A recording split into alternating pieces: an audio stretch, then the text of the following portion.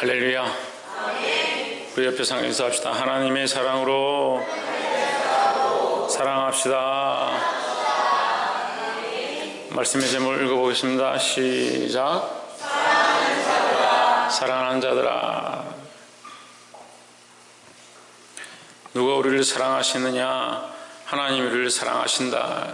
그래서 우리를 부르실 때 사랑하는 자라고 부르신다는 겁니다. 그래서 우리가 하나님께서 우리를 사랑하시는 줄 안다면 우리도 하나님의 사랑으로 서로 사랑하는 것이 마땅하다라는 겁니다. 본문의 말씀을 보겠습니다. 7절에 사랑하는 자들아 우리가 서로 사랑하자. 사랑은 하나님께 속한 것이니 사랑하는 자마다 하나님께로 나서 하나님을 알고 하십니다.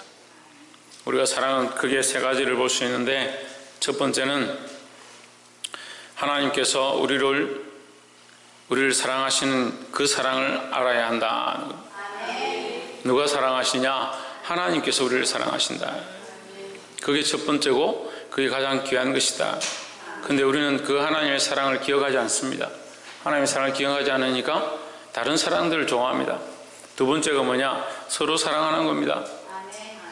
서로 사랑하는 것도 하나님의 사랑 안에서 사랑할 수 있어야 되는데, 하나님의 사랑을 잊어버리면 서로 사랑하기 급급하고, 자기가 사랑하고 싶은 사람을 사랑하고, 사랑할 수 있는 사람만 사랑하고, 자기가 당연히 사랑해야 된다고 생각하는 사람을 사랑한다.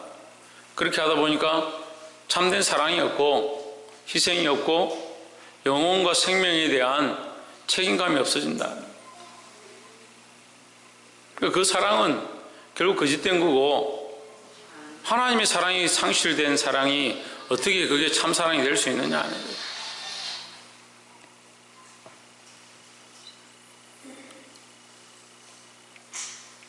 (8절에) 사랑하지 아니하는 자는 하나님을 알지 못하나니 이는 하나님은 사랑이심이라 했습니다. 그 사랑의 근원이 어디냐? 하나님이다.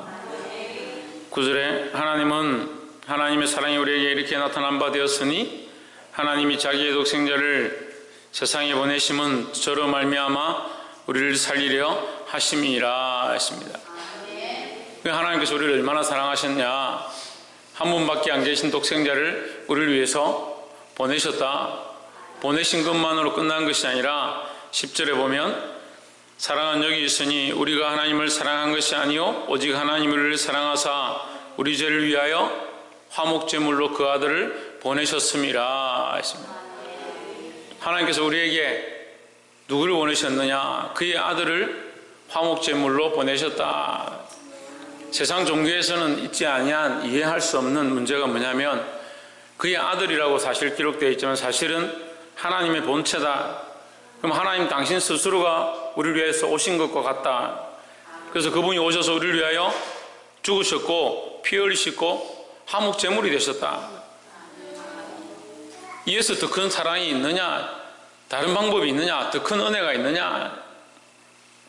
근데 하나님의 사랑을 잊어버리면 다른 것들이 다 우선이 되고 그것이 옳다라고 생각하는 겁니다. 하나님의 사랑이 상실된 교회는 교회가 아닙니다. 이미 교회의 역할을 하지 못합니다.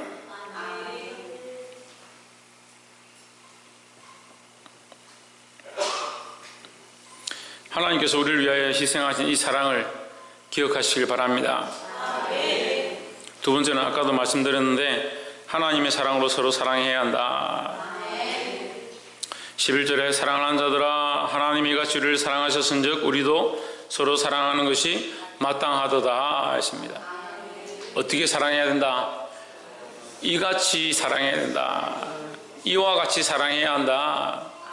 이와 같이는 위에 있는 9절과 10절에 하나님의 사랑을 표현하고 있습니다.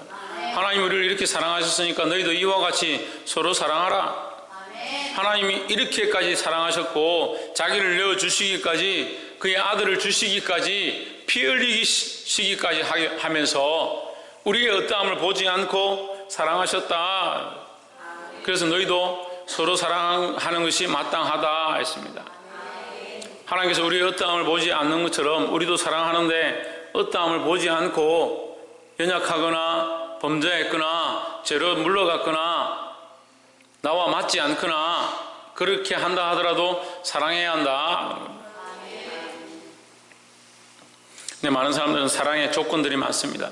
이런 이유로 사랑하고 저런 이유로 사랑하고 이렇게 했기 때문에 사랑하고 저렇게 했기 때문에 사랑하고 내 마음에 드니까 사랑하고 마음에 들지 않으면 사랑할 수가 없고 자기가 원하는 대로 자기가 하고 싶은 대로 사랑한다. 그러니까 교회가 왜 교회 될 수 없느냐? 그렇게 하면 왜 교회가 교회 될 수 없느냐? 그건 참 사랑이 아니다. 그러니까 기관들의 아이들이 없어지고 사람들이 떠나가고 한 생명이 죽어가도 관심이 없다는 거예요. 자기를 내어주고 자기를 희생해서라도 피 흘리기까지 싸워서 한 생명을 살리고자 하는 마음이 없다는 거예요. 그러면서 무슨 교사를 하고 무슨 직분의 일을 하고 그러면서 무슨 교회에 다니겠다라고.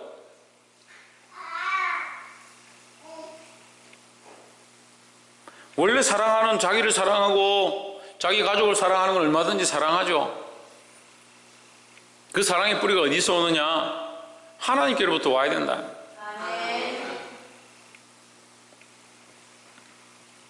우리가 이 사랑을 배웠습니다. 하나님이 우리를 사랑하시는 그 사랑을 배웠습니다.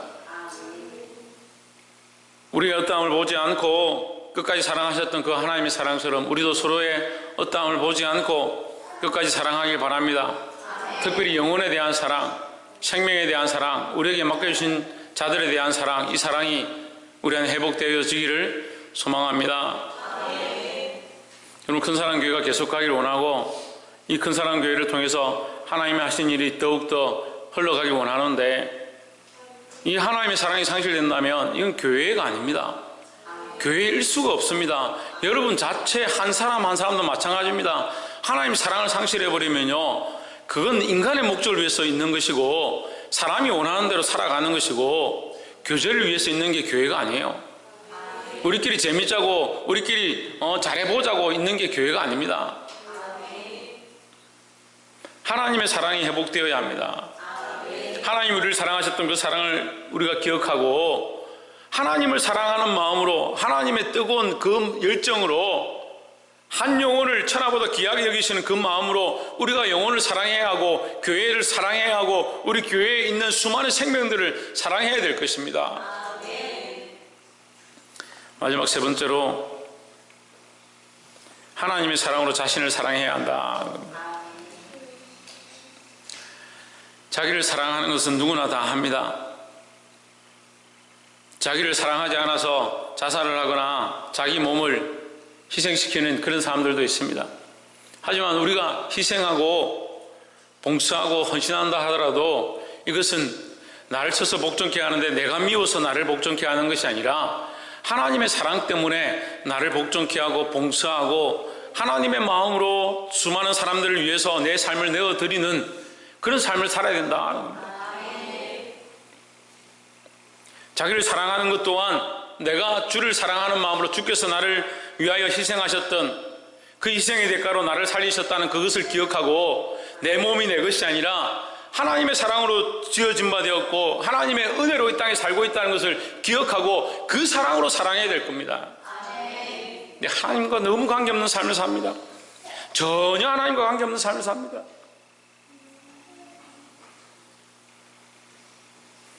예배하는 것도 형식적이고 찬양하는 것도 형식적이고 기도하는 것도 형식적이고 과연 우리 안에, 과연 여러분 안에, 우리 각자 안에, 이 예배 안에 하나님 살아서 역사하시고 우리가 하나님을 향해서 조명하고 하나님께 집중하고 예배하고 있는가?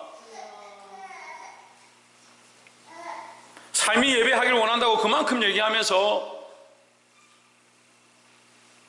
하나님과 전혀 관계없는 사랑을 해가고 하나님과 전혀 관계없는 나를 사랑하는 모습들로 그게 사랑인 줄 착각하고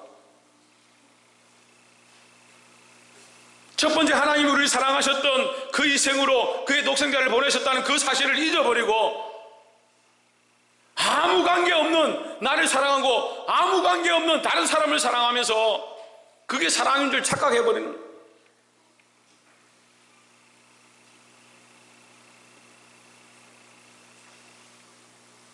결국 하나님 없는 사랑을 사랑하고 그것이 사랑이라고 주장하고 있는 우리의 모습들을 봅니다.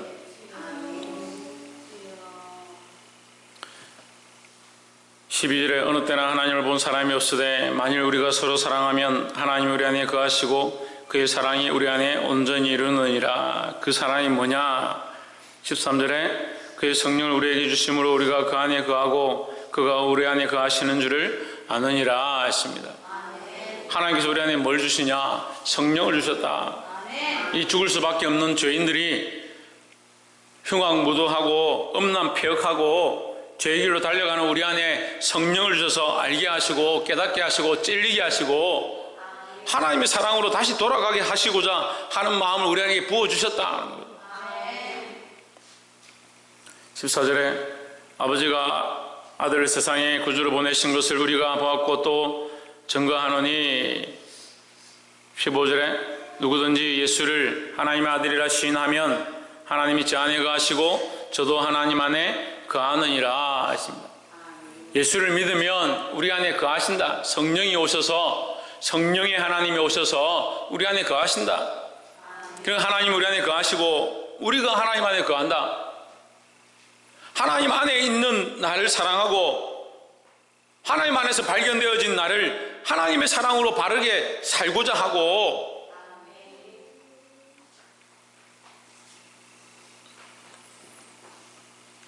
예배는 우리를 위해서 하는 게 아닙니다. 하나님을 위해서 하는 겁니다. 찬양은 우리를 위해서 하는 게 아닙니다. 하나님을 위해서 하는 것입니다.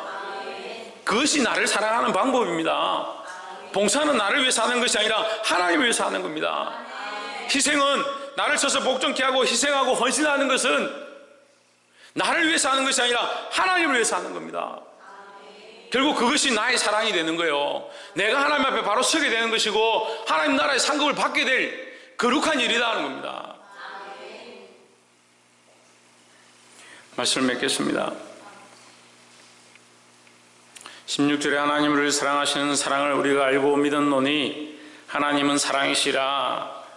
사랑 안에 거하는 자는 하나님 안에 거하고 하나님도 그 안에 거하시느니라 하십니다. 다시 말하면 하나님과 우리와 사랑을 뗄 수가 없다. 그 하나님의 사랑을 우리에게서 뗄 수가 없다.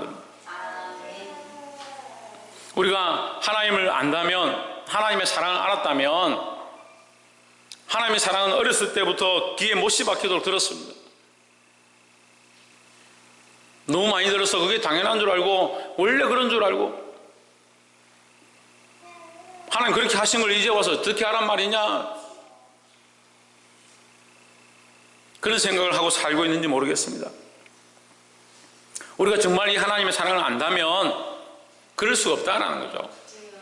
이 참으로 희생하시고 우리를 위하여 그의 독생자를 보내시고 하나님의 본체를 죽기까지 하신 그 하나님의 사랑을 안다면 우리는 서로 사랑할 수밖에 없습니다.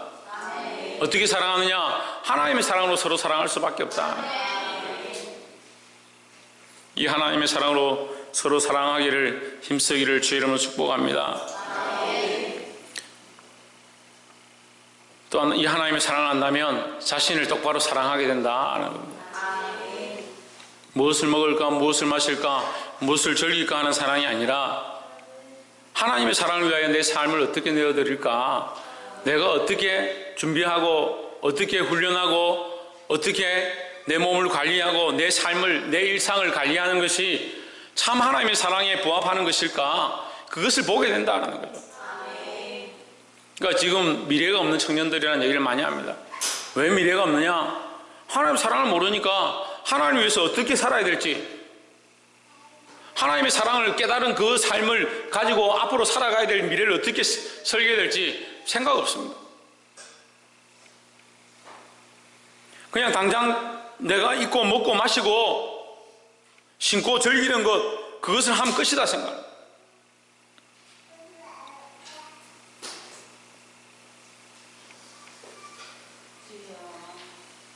말씀을 맺겠습니다. 사랑하는 성도 여러분, 이 하나님의 사랑이 저와 여러분 안에 더욱 흘러가길 소망합니다. 하나님의 사랑으로 사랑하고 특별히 영혼을 사랑하고 자신을 바르게 사랑하시기를 주의 이름으로 축복합니다. 기도하겠습니다.